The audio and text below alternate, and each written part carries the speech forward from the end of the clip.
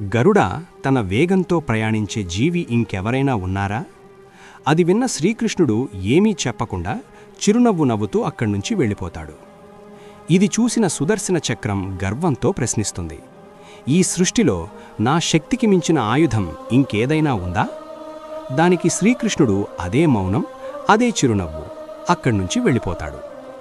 ఇదంతా విన్న సత్యభామ, త్రేతాయుగంలో మీ భార్య సీత కన్నా నేను అందంగా ఉన్నాను కదా, ఈ యుగంలో నా అందానికి సాటి ఎవరున్నారు అని గర్భంగా అంటుంది.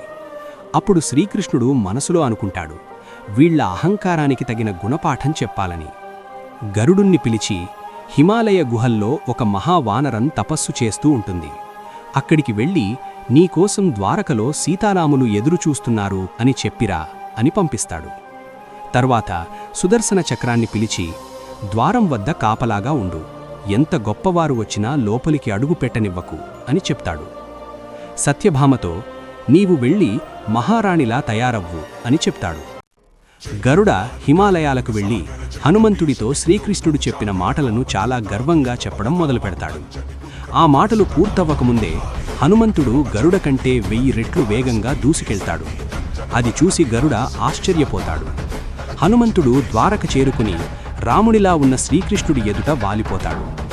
అప్పుడు శ్రీకృష్ణుడు అడుగుతాడు, ద్వారం వద్ద నిన్ను ఎవరూ ఆపలేదా హనుమా? హనుమంతుడు చిరునవ్వుతో, స్వామి, ఒక చక్రం ఆపాలని చూసింది, కానీ దానితో యుద్ధం చేస్తే మీ దర్శనం ఆలస్యమవుతుందనిపించింది, అందుకే దాన్ని అమాంతం మింగేశాను అని సమాధానం చెప్తాడు. హనుమంతుడు సత్యభామ వైపు చూస్తూ, స్వామి, ఈ చెలికత్తె ఎవరు? నా సీతమ్మ తల్లి ఎక్కడ ఉంది అని అడుగుతాడు. ఇలా శ్రీకృష్ణుడు గరుడ, సుదర్శన చక్రం, సత్యభామ గర్వములను ఒక్క హనుమంతుడితో సమాధానం చెప్తాడు. జై శ్రీకృష్ణ అని కామెంట్ చేయండి, జై బజరంగ్ బలి అని రాయండి. హలో మిత్రులారా, మా ఛానల్ ని మరియు సబ్స్క్రైబ్ చేయండి. అవును, మరిన్ని ఆధ్యాత్మిక వీడియోల కోసం బెల్ ఐకాన్ నొక్కండి.